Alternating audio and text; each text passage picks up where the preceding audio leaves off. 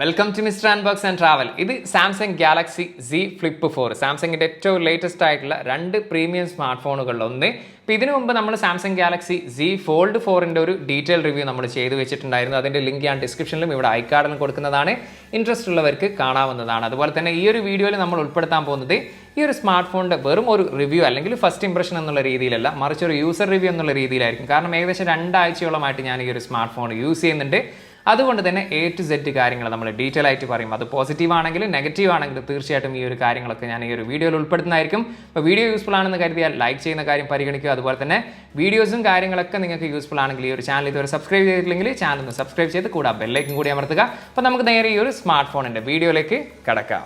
4 കളേഴ്സിലാണ് ഈ ഒരു smart phone ഖത്തറിൽ അവൈലബിൾ ആയിട്ടുള്ളത്. നമ്മുടെ കയ്യിലുള്ളത് ഗ്രാഫൈറ്റ് ആണ്. ഇതുകൂടാതെ തന്നെ pink gold, blue, Bora purple, ഇത് കൂടാതെ തന്നെ മറ്റു ചില കളറിൽ സാംസങ്ങിന്റെ എക്സ്ക്ലൂസീവ് ആയിട്ടുള്ള ഓൺലൈൻ സൈറ്റിലും അവൈലബിൾ ആണ്. ഈ ഒരു സ്മാർട്ട് ഫോണിന്റെ ഡിസൈൻ ആൻഡ് ബിൽഡ് ക്വാളിറ്റിയെ കുറിച്ച് പറയുകയാണെങ്കിൽ കഴിഞ്ഞ വർഷം ഇറങ്ങിയിട്ടുള്ള Z Flip 3ൽ നിന്ന് കാര്യമായിട്ടുള്ള ഒരു ഡിസൈൻ ചേഞ്ചസ് നമുക്ക് ഒറ്റ നോട്ടത്തിൽ കാണാൻ സാധിക്കില്ല. എങ്കിലും ചെറിയ ചേഞ്ചസ് ഉണ്ട് താനും. അവ ഏതൊക്കെയാണെന്ന് നോക്കുകയാണെങ്കിൽ ഈ ഒരു ഹിഞ്ചസിൽ ഈ ഒരു ബോർഡറിന് വന്ന വ്യത്യാസമാണ്. കഴിഞ്ഞ വർഷം കുറച്ചും കൂടി തിക്കായിട്ടുള്ള ബോർഡർ ആയിരുന്നെങ്കിൽ ഇത്തവണ വളരെ തിന്നായിട്ടുള്ള ഒരു ബോർഡറാണ് ഉൾപ്പെടുത്തിയിരിക്കുന്നത്. അതുപോലെ തന്നെ ഫ്രെയിമിലും ചെറുതായിട്ടുള്ള രീതിയിൽ വ്യത്യാസമുണ്ട്. കഴിഞ്ഞ വർഷം കേർവ് ആയിട്ടുള്ള ഒരു ഫ്രെയിം ആയിരുന്നെങ്കിൽ ഇത്തവണ കുറച്ചും കൂടി ഫ്ലാറ്റ് ആയിട്ടുള്ള ഒരു ഡിസൈനാണ് ഇത്തവണ ഉൾപ്പെടുത്തിയിരിക്കുന്നത്. അതുപോലെ തന്നെ ഡിസ്പ്ലേയിലും കുറച്ചും കൂടി തിന്നായിട്ടുള്ള ബസലാണ് Z Flip 4ൽ വരുന്നത്. പിന്നീട് എനിക്ക് തോന്നിയിട്ടുള്ള ഒരു പ്രധാന വ്യത്യാസം എന്ന് പറയുന്നത് ഈ ഒരു ഫോൾഡ് ആൻഡ് അൺഫോൾഡ് ചെയ്യുന്ന സമയത്ത് ബിൽഡ് ക്വാളിറ്റി കുറച്ചും കൂടി ബെറ്റർ ആയിട്ട് എനിക്ക് ഫീൽ ചെയ്തിട്ടുണ്ട്. പിന്നെ ബോഡി വെയിറ്റ് ചെറുതായിട്ടൊരു വ്യത്യാസമുണ്ട്. കഴിഞ്ഞ വർഷം 183 ഗ്രാം ആയിരുന്നെങ്കിൽ ഇത്തവണ അത് 187 ഗ്രാം, അതായത് 4 ഗ്രാം കുറച്ചും കൂടി കൂടിയതായിട്ടാണ് ആകെയുള്ളൊരു വ്യത്യാസം നമുക്ക് കാണുന്നത്. ഇനി പിറകിലും ഡിസ്പ്ലേയിൽ ഉൾപ്പെടുത്തിയിരിക്കുന്നത് Corning Gorilla Glass Victus Plus പ്രൊട്ടക്ഷനോട് കൂടിയിട്ടുള്ള ഗ്ലാസ് മെറ്റീരിയലാണ് വരുന്നത്. അതുപോലെ തന്നെ ആർമർ അലൂമിനിയമാണ് ഇതിൻ്റെ ബോഡി ഫ്രെയിമായിട്ട് യൂസ് ചെയ്തിരിക്കുന്നത്. 6.9 ആണ് ഇതിൻ്റെ ബോഡി തിക്നെസ് വരുന്നത്. റൈറ്റ് സൈഡിലാണ് നമുക്കിവിടെ ഫിംഗർ പ്രിൻറ്റ് സ്കാനറോട് കൂടിയിട്ടുള്ള പവർ ബട്ടണും അതുപോലെ തന്നെ വോളിയം റോക്കേഴ്സും കാണുക. മുകൾ വശത്തായിട്ട് നമുക്ക് നോയ്സ് ക്യാൻസലേഷൻ മൈക്ക്, ലെഫ്റ്റ് സൈഡിലാണ് സിംട്രോ ഉൾപ്പെടുത്തിയിരിക്കുന്നത്. താഴ്വശത്തായിട്ട് 2 ഇന്റേണൽ മൈക്കും ഒരു ടൈപ്പ് സി ചാർജിംഗ് പോർട്ടും സ്പീക്കറുകളിൽ നമുക്ക് കാണാൻ സാധിക്കും. അപ്പോൾ ഓവറോൾ ഡിസൈൻ ആൻഡ് ബിൽഡ് ക്വാളിറ്റിയുടെ കാര്യം പറയുകയാണെങ്കിൽ പ്രകടമായിട്ടുള്ള വ്യത്യാസവും കാര്യങ്ങളൊന്നും ഇല്ലെങ്കിലും കഴിഞ്ഞ വർഷത്തെക്കാളും കുറച്ചും കൂടി ഇമ്പ്രൂവ് ആയിട്ടുള്ളൊരു ബിൽഡ് ക്വാളിറ്റി നമുക്കിതിൽ കാണാൻ സാധിച്ചിട്ടുണ്ട്. ഡിസ്പ്ലേയുടെ കാര്യം എടുത്തു കഴിഞ്ഞാൽ 6.7 ഇഞ്ചിന്റെ ഡൈനാമിക് AMOLED ഡിസ്പ്ലേ ആണ് വരുന്നത്. 120 ഹെർട്സ് ആണ് ഇതിന്റെ റിഫ്രഷ് റേറ്റ്. അത് തന്നെ LTPO ഡിസ്പ്ലേ ആണ്, അതായത് 1 ഹെർട്സ് മുതൽ 120 ഹെർട്സ് വരെ അഡാപ്റ്റീവ് റിഫ്രഷ് റേറ്റ് എന്നുള്ള രീതിയിലായിരിക്കും ഡിസ്പ്ലേ വർക്ക് ചെയ്യുക. അതുകൊണ്ട് തന്നെ ബെറ്റർ ബാറ്ററി പെർഫോമൻസ് ഇതിൽ ലഭിക്കുന്നുണ്ട്. ഫുൾ HD+ ആണ് റെസൊല്യൂഷന്. Corning Gorilla Glass Victus Plus പ്രൊട്ടക്ഷനോട് കൂടിയിട്ടുള്ള ഡിസ്പ്ലേ ആണ്. HDR10+ ഇതിൽ സപ്പോർട്ടാണ്. 1200 നിറ്റ്സ് ആണ് ഇതിന്റെ മാക്സിമം ബ്രൈറ്റ്നസ് ലെവൽ. അത്യാവശ്യം കാര്യങ്ങളൊക്കെ വെളിയിൽ പോലെ നമുക്കിതിൽ റീഡ് ചെയ്യാൻ സാധിക്കും. 426 പിക്സൽ പെർ ഇഞ്ച് ആണ് ഇതിന്റെ ഡെൻസിറ്റി. ഇനി ആ ഒരു കവർ ഡിസ്പ്ലേ എന്ന് പറയുന്നത് 1.9 ഇഞ്ചിന്റെ സൂപ്പർ AMOLED ഡിസ്പ്ലേ ആണ് വരുന്നത്. എനിവേ ഓവറോൾ ഡിസ്പ്ലേയുടെ ഒരു ക്വാളിറ്റി വൈസ് നോക്കുകയാണെങ്കിൽ സാംസങ്ങിന്റെ ഡിസ്പ്ലേ ആണ്. വളരെ കളർഫുൾ ആയിട്ടുള്ള ഡിസ്പ്ലേ ആണ്. നല്ല രീതിയിലുള്ള ഷാർപ്പായിട്ടും ഡീറ്റെയിൽ ആയിട്ടുള്ള ഒരു ഡിസ്പ്ലേ ആണ്. ഡിസ്പ്ലേ വൈസ് നോക്കുകയാണെങ്കിൽ one of the best display എന്ന് തന്നെ നമുക്ക് ഈ ഒരു സ്മാർട്ട് ഫോണിലുള്ള ഡിസ്പ്ലേ വിശേഷിപ്പിക്കാൻ പറ്റും. ഹാർഡ്വെയർ സൈഡ് നോക്കുകയാണെങ്കിൽ ഏറ്റവും ലേറ്റസ്റ്റ് ആയിട്ടുള്ള പവർഫുൾ ആയിട്ടുള്ള ഒരു ചിപ്സെറ്റ് ആണ് നമുക്ക് ഈ ഒരു സ്മാർട്ട് ഫോണിൽ കാണാൻ സാധിക്കുക. Qualcomm Snapdragon 8+ Gen 1 എന്ന് പറയുന്ന 5G ചിപ്സെറ്റ് ആണ്. 4 നാനോമീറ്റർ ആണ് ചിപ്സ് സൈസ് വരുന്നത്. ഒക്ടാ കോറിൽ 3.19 GHz ആണ് ക്ലോക്ക് സ്പീഡ്. Adreno 730 ആണ് ഇതിൽ ഉപയോഗിച്ചിരിക്കുന്നത് GPU. എനിവേ ഈ ഒരു 10-20 ദിവസം യൂസ് ചെയ്ത ഒരു എക്സ്പീരിയൻസ് പറയുകയാണെങ്കിൽ പറയത്തക്ക രീതിയിലുള്ള ഇഷ്യൂസോ കാര്യങ്ങളൊന്നും ഫേസ് ചെയ്യേണ്ടി വന്നിട്ടില്ല. വളരെ സ്മൂത്ത് ആയിട്ടും വളരെ ഫാസ്റ്റ് ആയിട്ടും നമുക്ക് ഈ ഒരു സ്മാർട്ട് ഫോൺ യൂസ് ചെയ്യാൻ സാധിച്ചിട്ടുണ്ട്. 3 മെമ്മറി വേരിയന്റിലാണ് ഈ ഒരു സ്മാർട്ട് ഫോൺ അവൈലബിൾ ആവുന്നത്. 8GB 128, 8GB 256, 8GB 512GB വരുന്നത്. LPDDR5 ആണ് റാം ടൈപ്പ് വരുന്നത്. UFS 3.1 ആണ് ഇതിന്റെ സ്റ്റോറേജ് ടൈപ്പ് വരുന്നത്. IPX8 water resistance smart phone ആണ്, ഡസ്റ്റ് റെസിസ്റ്റൻസ് സ്മാർട്ട് ഫോൺ അല്ല. എനിവേ ഹാർഡ്വെയർ സൈഡ് നോക്കുകയാണെങ്കിൽ ഏറ്റവും പവർഫുൾ ആയിട്ടുള്ള ഒരു ഹാർഡ്വെയർ തന്നെയാണ് നമുക്ക് ഈ ഒരു സ്മാർട്ട് ഫോണിൽ കാണാൻ സാധിക്കുക. കണക്ടിവിറ്റിയുടെ കാര്യം എടുത്തു കഴിഞ്ഞാൽ ഫിസിക്കലി ഒരു നാനോ സിം കാർഡും പ്ലസ് ഒരു eSIM കാർഡ് എന്നുള്ള രീതിയിൽ 2 നെറ്റ്വർക്കാണ് നമുക്ക് ഇതിൽ യൂസ് ചെയ്യാൻ സാധിക്കുക. ഡ്യുവൽ 5G ബാൻഡ് ഇതിൽ സപ്പോർട്ടാണ്. ഡ്യുവൽ 4G LTE ഇതിൽ സപ്പോർട്ടാണ്. ബ്ലൂടൂത്തിന്റെ 5.2 ആണ് ഇതിൽ ഉപയോഗിച്ചിരിക്കുന്ന വേർഷന്. Wi-Fi 6 ആണ് ഉൾപ്പെടുത്തിയിരിക്കുന്നത്. NFC കൂടി ഒരു സ്മാർട്ട് ഫോണിൽ ലഭ്യമാണ്. Android 12ലാണ് ഈ ഒരു സ്മാർട്ട് ഫോൺ വരുന്നത്. 1 UI വേർഷൻ വരുന്നത് 4.1.1 ആണ് വരുന്നത്. 4 വർഷത്തെ മേജർ സോഫ്റ്റ്വെയർ അപ്ഡേറ്റും 5 വർഷത്തെ സെക്യൂരിറ്റി പാച്ച് അപ്ഡേറ്റ് ലഭിക്കുമെന്നാണ് കമ്പനി പറയുന്നത്. നമുക്കറിയാം സാംസങ്ങിന്റെ യൂസർ ഇന്റർഫേസ് എന്ന് പറയുന്നത് വളരെ യൂസർ ഫ്രണ്ട്ലി ആയിട്ടുള്ള ഒരു യൂസർ ഇന്റർഫേസ് ആണ്. ഈ ഒരു 20 ദിവസം യൂസ് ചെയ്തപ്പോൾ നല്ല രീതിയിലുള്ള ഒരു സോഫ്റ്റ്വെയർ എക്സ്പീരിയൻസ് തന്നെ നമുക്ക് ഈ ഒരു ഫോണിൽ ആസ്വദിക്കാൻ സാധിച്ചിട്ടുണ്ട്. കഴിഞ്ഞ വർഷം ഇറങ്ങിയിട്ടുള്ള Z Flip 3ൽ നിന്നും Flip 4ലേക്ക് വന്നപ്പോൾ പ്രധാന വ്യത്യാസം എന്ന് പറയുന്നത് ഒന്ന് ബാറ്ററിയിൽ തന്നെയാണ്. കാരണം കഴിഞ്ഞ വർഷം 3300 mAh ബാറ്ററി ആയിരുന്നെങ്കിൽ ഇത്തവണ അത് 3700 mAh ബാറ്ററി ആയിട്ട് ഉയർത്തിയിട്ടുണ്ട്. ഇതുകൂടാതെ തന്നെ 25 വാട്ടിൻ്റെ ചാർജിങ് സപ്പോർട്ടാണ് ഇതിലുള്ളത്. ചാർജർ അഡാപ്റ്റർ നമുക്ക് ഇതിനൊപ്പം ലഭിക്കുന്നില്ല. 15 വാട്ടിൻ്റെ വയർലെസ് ചാർജിങ് സപ്പോർട്ടും 4.5 വാട്ടിൻ്റെ റിവേഴ്സ് വയർലെസ് ചാർജിങ് സപ്പോർട്ടും ഇതിൽ നമുക്ക് സപ്പോർട്ടാണ്.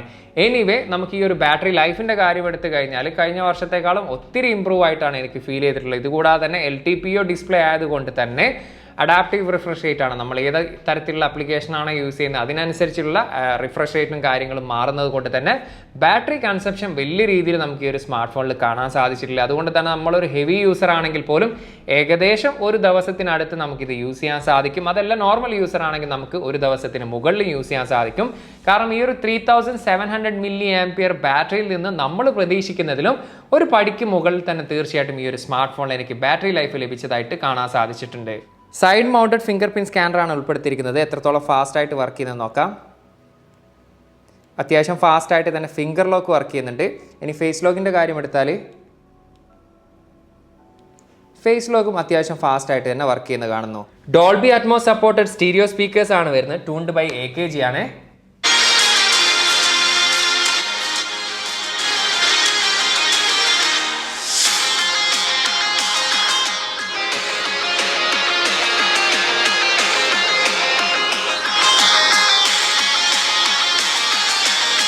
സ്പീക്കർ ക്വാളിറ്റി വൈസ് നോക്കുകയാണെങ്കിൽ ക്ലിയർ ആണ്, നീറ്റ് ആണ് സൗണ്ട്. പക്ഷേ വളരെ ലൗഡി ആയിട്ട് എനിക്ക് ഫീൽ ചെയ്തിട്ടില്ല. നമുക്ക് ഒരു എബവ് ഡീസൻ്റ് ആയിട്ടുള്ള ഒരു സ്പീക്കർ ക്വാളിറ്റി ആയിട്ടാണ് എനിക്ക് ഫീൽ ചെയ്തത്.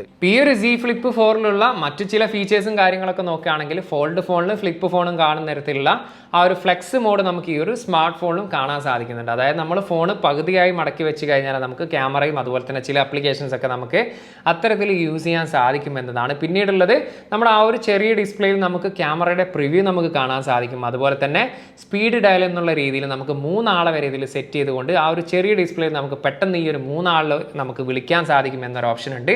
പിന്നെ ഈ ഒരു ചെറിയ ഡിസ്പ്ലേയിൽ തന്നെ നമുക്ക് ക്വിക്കായിട്ട് മെസ്സേജിന് റീപ്ലൈ കൊടുക്കാനുള്ള ഓപ്ഷൻസും കാര്യങ്ങളുണ്ട്. അതുപോലെ തന്നെ ഈ ഒരു കുഞ്ഞ് ഡിസ്പ്ലേയിൽ നമ്മൾ ഫോൺ ഫോൾഡ് ചെയ്തുള്ള രീതിയിലാണെങ്കിൽ പോലും നമുക്ക് ക്വിക്കായിട്ട് ക്യാമറ ആപ്ലിക്കേഷൻ ഓപ്പൺ ആക്കാനും അതിലൂടെ ഫോട്ടോസും വീഡിയോസും ഒക്കെ എടുക്കാനുള്ള ഓപ്ഷൻസ് നമുക്ക് ഈ ഒരു സ്മാർട്ട് ഫോണിൽ കാണാൻ സാധിക്കും. ഗെയിമിംഗ് എക്സ്പീരിയൻസിൻ്റെ കാര്യം എടുത്താൽ കോൾ ഓഫ് ഡ്യൂട്ടിയാണ് നമ്മൾ ഇതിൽ കളിച്ചിട്ടുള്ളത്. ഏകദേശം 40-45 മിനിറ്റ് നമ്മൾ ഇതിൽ കളിച്ചിട്ടുണ്ട്. ഗ്രാഫിക്സിൻ്റെ നോക്കുകയാണെങ്കിൽ ഗ്രാഫിക്സ് വെരി ഹൈയിലും അതുപോലെ തന്നെ ഫ്രെയിം റേറ്റ് നമുക്ക് മാക്സിമത്തിൽ ഇതിൽ കളിക്കാൻ സാധിക്കും. ഫ്രെയിം റേറ്റ് നമ്മൾ അൾട്രയിലേക്ക് മാറ്റുമ്പോൾ ഗ്രാഫിക്സ് ലോയിലേക്ക് മാറുന്നത് നമുക്ക് കാണാൻ സാധിച്ചിട്ടുണ്ട്. എനിവേ ഗെയിമിംഗ് എക്സ്പീരിയൻസിൻ്റെ കാര്യം എടുത്ത് പറഞ്ഞാൽ തീർച്ചയായിട്ടും ഇതൊരു ഫ്ലാഗ്ഷിപ്പ് സ്മാർട്ട് ഫോൺ എന്ന് തന്നെ പറയാൻ പറ്റുന്ന സ്മാർട്ട് ഫോണാണ്. അതുകൊണ്ട് തന്നെ നമുക്കൊരു പ്രോ ലെവൽ ഗെയിമിംഗ് എക്സ്പീരിയൻസ് തന്നെ ലഭിച്ചിട്ടുണ്ട്. യാതൊരു തരത്തിലുള്ള ഹീറ്റിംഗ് ഇഷ്യൂ വലിയ രീതിയിലുള്ള ഇഷ്യൂ കാര്യങ്ങളോ നമ്മളിതിൽ ഫേസ് ചെയ്യേണ്ടി വന്നിട്ടില്ല. അതുപോലെ തന്നെ ലാഗിങ് ഇല്ലായിരുന്നു. ഫ്രെയിം ഡ്രോപ്പ് ഇഷ്യൂസോ കാര്യങ്ങളോ ഒന്നും ഇല്ലായിരുന്നു. വളരെ സ്മൂത്ത് ആയിട്ടും വളരെ കളർഫുൾ ആയിട്ടും അതുപോലെ തന്നെ ആ ഒരു സ്റ്റീരിയോ സ്പീക്കറിൻ്റെ സപ്പോർട്ടും കാര്യങ്ങളൊക്കെ ഉള്ളത് കൊണ്ട് തന്നെ വളരെ നല്ല രീതിയിലൊരു ഗെയിമിംഗ് എക്സ്പീരിയൻസ് തന്നെ നമുക്ക് ഈ ഒരു സ്മാർട്ട് ഫോണിൽ ആസ്വദിക്കാൻ സാധിച്ചിട്ടുണ്ട്. ക്യാമറ ഡിപ്പാർട്ട്മെൻറ്റിൻ്റെ കാര്യം എടുത്തു കഴിഞ്ഞാൽ കഴിഞ്ഞ വർഷം ഇറങ്ങിയിട്ടുള്ള Z Flip 3യിൽ നിന്നും Flip 4ലേക്ക് വന്നപ്പോൾ നമുക്ക് പറയത്തക്ക രീതിയിലുള്ള ഒരു ഇമ്പ്രൂവ്മെൻറ്റോ കാര്യങ്ങളോ ഒന്നും എനിക്ക് ഫീൽ ചെയ്തിട്ടില്ല. എങ്കിലും വളരെ ചെറിയ രീതിയിലുള്ള ഫോട്ടോസിന് കുറച്ചും കൂടി ക്വാളിറ്റി കൂടിയതായിട്ട് നമുക്ക് കാണാൻ സാധിച്ചിട്ടുണ്ട്. എനിവേ 2 ക്യാമറയാണ് പിറകിൽ വരുന്നത്. 12 മെഗാ പിക്സലിൻ്റെ f1.8 അപ്പാച്ചറോട് കൂടിയിട്ടുള്ള മെയിൻ ലെൻസും 12 മെഗാ പിക്സലിൻ്റെ f2.2 അപ്പാച്ചറോട് കൂടിയിട്ടുള്ള അൾട്രാ വൈഡ് ലെൻസും. എനിവേ ഈ ഒരു ഫോണിൽ എടുത്തിരിക്കുന്ന ഫോട്ടോസിനെ കുറിച്ച് പറയുകയാണെങ്കിൽ ഡേ ലൈറ്റ് പെർഫോമൻസ് ഒക്കെ അത്യാവശ്യം നല്ല രീതിയിൽ തന്നെ നമുക്കിതിൽ കാണാൻ സാധിച്ചിട്ടുണ്ട്. മിക്ക ഫോട്ടോസും നല്ല അത്യാവശ്യം ഡീറ്റെയിൽ ആയിട്ടുള്ള ഫോട്ടോസും നമുക്ക് ലഭിച്ചിട്ടുണ്ടെങ്കിലും വളരെ ഷാർപ്പ് എന്നുള്ള രീതിയിലുള്ള ഒരു ഒപ്പീനിയൻ എനിക്കില്ലെങ്കിലും അത്യാവശ്യം കുഴപ്പമില്ലാത്ത രീതിയിലുള്ള ഫോട്ടോസും കാര്യങ്ങളൊക്കെ ലഭിച്ചിട്ടുണ്ട്. അതുപോലെ തന്നെ കളേഴ്സിൻ്റെ കാര്യം എടുത്താൽ ഒരു ഇത്തിരി കോൺട്രാസ്റ്റി ആയിട്ടുള്ള അല്ലെങ്കിൽ ഒരല്പം സാച്ചുറേറ്റഡ് ആയിട്ടുള്ള ഫോട്ടോസും കാര്യങ്ങളൊക്കെയാണ് ലഭിച്ചത്. പക്ഷേ വളരെ പഞ്ചിയാണ്, നല്ല രസമുള്ള കളർഫുൾ ഔട്ട്പുട്ട് ആയിട്ടുള്ള രീതിയിലുള്ള ഫോട്ടോസാണ് ലഭിച്ചിട്ടുള്ളത്. HDR പെർഫോമൻസ് നല്ല രീതിയിൽ തന്നെ കാണാൻ സാധിച്ചിട്ടുണ്ട്. മാക്രോ പെർഫോമൻസ് നമുക്കൊരു കുഴപ്പമില്ല എന്നുള്ള രീതിയിൽ പറയാൻ പറ്റും. അതുപോലെ തന്നെ പോർട്രേറ്റ് ഫോട്ടോസും അത്യാവശ്യം നല്ല രീതിയിൽ തന്നെ ലഭിച്ചിട്ടുണ്ട്. ഈവൻ നൈറ്റ് പെർഫോമൻസും അത്യാവശ്യം നല്ല രീതിയിൽ തന്നെ ഫോട്ടോസ് മിക്ക സമയത്തും നമുക്ക് ലഭിച്ചിട്ടുണ്ട്. ഇപ്പോൾ ഓവറോൾ ക്യാമറ പെർഫോമൻസ് വൈസ് നോക്കുകയാണെങ്കിൽ റിയർ ക്യാമറയിൽ എടുത്തിരിക്കുന്ന ഫോട്ടോസ് നമുക്ക് കഴിഞ്ഞ വർഷത്തെ Z Flip 3യെ കമ്പാരിറ്റീവ് ചെയ്യുകയാണെങ്കിൽ അത്യാവശ്യം കുറച്ചും കൂടി ബെറ്റർ ആയിട്ടുള്ള ഫോട്ടോസാണ് നമുക്ക് ലഭിച്ചിട്ടുള്ളത്. എനിവേ സെൽഫി ക്യാമറയുടെ കാര്യം എടുത്തു കഴിഞ്ഞാൽ 10 മെഗാ പിക്സലിൻ്റെ f2.4 അപ്പാച്ചറോട് കൂടിയിട്ടുള്ള പഞ്ച് ഹോൾ ക്യാമറയാണ് ഉൾപ്പെടുത്തിയിരിക്കുന്നത്. ഇതും കഴിഞ്ഞ വർഷത്തെക്കാളും കുറച്ചും കൂടി ബെറ്റർ ആയിട്ടുള്ള ഫോട്ടോസാണ് മിക്ക ഔട്ട്പുട്ടിൽ നമുക്ക് ലഭിച്ചിട്ടുള്ളത്. കുറച്ചും കൂടി ഡീറ്റെയിൽ ആയിട്ടുള്ള ഫോട്ടോ ലഭിച്ചിട്ടുണ്ടെങ്കിലും 10 മെഗാ പിക്സലാണ്. അത്ര വലിയ രീതിയിലുള്ള ഷാർപ്നെസ്സും കാര്യങ്ങളും ഡീറ്റെയിൽ ഉണ്ടെന്ന് ഞാൻ പറയുന്നില്ല. എങ്കിലും കുഴപ്പമില്ലാത്ത ഫോട്ടോസും കാര്യങ്ങളൊക്കെ ലഭിച്ചിട്ടുണ്ട്. നല്ല രീതിയിലുള്ള കളർ ഔട്ട്പുട്ടാണ് ലഭിച്ചിട്ടുള്ളത്. HDR പെർഫോമൻസ് നല്ലതാണ്, ഡേലൈറ്റ് പെർഫോമൻസ് നല്ലതാണ്, പോർട്രേറ്റ് പെർഫോമൻസ് നല്ലതാണ്. പ്രത്യേകിച്ച് കുറ്റങ്ങളോ കാര്യങ്ങളോ ഒന്നും പറയാനില്ല. Anyway overall camera performance wise നോക്കുകയാണെങ്കിൽ റിയർ ക്യാമറയിലും ഫ്രണ്ട് ക്യാമറയിൽ നോക്കുകയാണെങ്കിലും അത്യാവശ്യം നല്ല രീതിയിലുള്ള ഒരു ഫോട്ടോ ഔട്ട്പുട്ട് തന്നെയാണ് നമുക്ക് മിക്ക സമയത്ത് നമുക്ക് ഈ ഒരു സ്മാർട്ട് ഫോണിൽ ലഭിച്ചിട്ടുള്ളത്. സാംസങ് ഗാലക്സി Z Flip 4 എടുക്കുന്ന വീഡിയോ ഫുട്ടേജ് ആണിത്. 4K 60 ഫ്രെയിം പെർ സെക്കൻഡിലാണ് നമ്മളിപ്പോൾ ഷൂട്ട് ചെയ്യുന്നത്. ഇത് തന്നെയാണ് ഇതിൻ്റെ മാക്സിമം വീഡിയോ റെസൊല്യൂഷൻ എന്ന് പറയുന്നതും. HDR പെർഫോമൻസ് ഒക്കെ നല്ല രീതിയിൽ തന്നെ പെർഫോം ചെയ്ത് കാണുന്നുണ്ട്. അതുപോലെ തന്നെ കളേഴ്സിൻ്റെ കാര്യം എടുത്താൽ ഒരു ഇത്തിരി കോൺട്രാസ്റ്റ് ആയിട്ടുള്ള കളേഴ്സാണ്. അപ്പോൾ ഓവറോൾ ഈ ഒരു വീഡിയോ പെർഫോമൻസ് വൈസ് നോക്കുകയാണെങ്കിൽ സൗണ്ട് ക്വാളിറ്റിയും വീഡിയോ ക്വാളിറ്റിയും അത്യാവശ്യം നല്ല മികച്ച രീതിയിൽ തന്നെ കാണാൻ സാധിച്ചിട്ടുണ്ട്. സാംസങ് ഗാലക്സി Z Flip 4 എടുക്കുന്ന സെൽഫി വീഡിയോ ഫുട്ടേജ് ആണിത്. 4K 60 ഫ്രെയിം പെർ സെക്കൻഡ് ആണ് മാക്സിമം വീഡിയോ റെസൊല്യൂഷൻ എന്ന് പറയുന്നത്. HDR ഒക്കെ അത്യാവശ്യം നല്ല രീതിയിൽ തന്നെ പെർഫോം ചെയ്യുന്നുണ്ട്. അതുപോലെ തന്നെ കളേഴ്സ് ഒക്കെ അത്യാവശ്യം നാച്ചുറൽ ആയിട്ടുള്ള ഒരു അല്പം വൈബ്രന്റ് ആയിട്ടുള്ള ഒരു കളർ തന്നെയാണ്.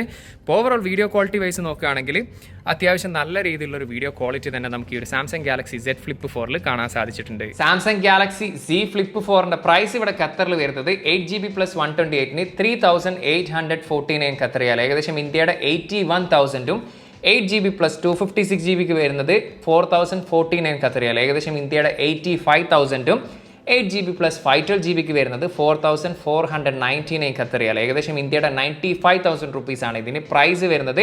ഓവറോൾ ഈ ഒരു സ്മാർട്ട് ഫോണിനെ കുറിച്ച് പറയുകയാണെങ്കിൽ കഴിഞ്ഞ വർഷം ഇറങ്ങിയിട്ടുള്ള Z Flip 3ൽ നിന്നും Flip 4ലേക്ക് വന്നപ്പോഴുള്ള പ്രധാന വ്യത്യാസം എന്ന് പറയുന്നത് കഴിഞ്ഞ വർഷം ബാറ്ററി ലൈഫ് അത്ര നല്ല രീതിയിലുള്ള എല്ലാം എന്നുള്ളൊരു പരാതിയും കാര്യങ്ങളൊക്കെ ലഭിച്ചിട്ടുണ്ടെങ്കിൽ ഇത്തവണ അത് കുറച്ചും കൂടി നല്ല രീതിയിൽ ഇംപ്രൂവ് ആക്കി മാറ്റിയിട്ടുണ്ട് എന്ന് തന്നെ നമുക്ക് കാണാൻ സാധിച്ചിട്ടുണ്ട്. അതുപോലെ തന്നെ മികച്ച രീതിയിലുള്ള ഒരു ഡിസ്പ്ലേ ക്വാളിറ്റി ഉണ്ട്, അത്യാവശ്യം നല്ല രീതിയിലുള്ള ഒരു സ്റ്റീരിയോ സ്പീക്കർ ഉണ്ട്. അതുപോലെ തന്നെ ക്യാമറ പെർഫോമൻസും അത്യാവശ്യം നല്ലതാണ്. നല്ല രീതിയിലുള്ള ഒരു ഹാർഡ്വെയർ ഇതിൽ സപ്പോർട്ടുണ്ട്. അതുപോലെ തന്നെ സോഫ്റ്റ്വെയർ സപ്പോർട്ടും അത്യാവശ്യം നല്ല രീതിയിൽ തന്നെ ഉണ്ട്.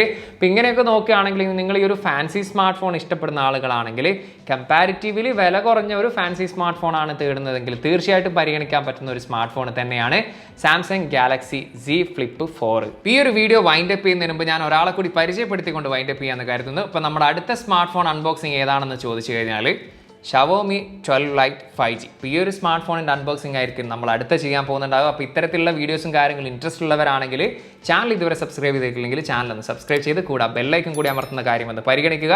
അതുപോലെ തന്നെ ഇന്നത്തെ ഈ ഒരു സാംസങ് ഗാലക്സി Z Flip 4 ഈ ഒരു സ്മാർട്ട് ഫോണിൻ്റെ ഡീറ്റെയിൽ റിവ്യൂ നിങ്ങൾക്ക് ഏവർക്കും ഇഷ്ടമായെങ്കിൽ വീഡിയോ ഒന്ന് ലൈക്ക് ചെയ്യുന്ന കാര്യം കൂടി ഒന്ന് പരിഗണിക്കുക. അതുപോലെ തന്നെ ഈ ഒരു സ്മാർട്ട് ഫോണിനെ കുറിച്ചും വീഡിയോസിനെ കുറിച്ചുള്ള അഭിപ്രായങ്ങൾ ദയവ് ചെയ്തൊന്ന് കമൻറ്റ് രേഖപ്പെടുത്തുക.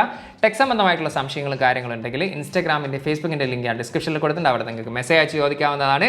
അപ്പം നമുക്ക് അടുത്തൊരു വീഡിയോയിൽ കാണാമെന്ന പ്രതീക്ഷയിൽ തൽക്കാലം ഞാൻ ഇവിടെ പറയുന്നു. സെയ്ദ് ഇർഷാദ്.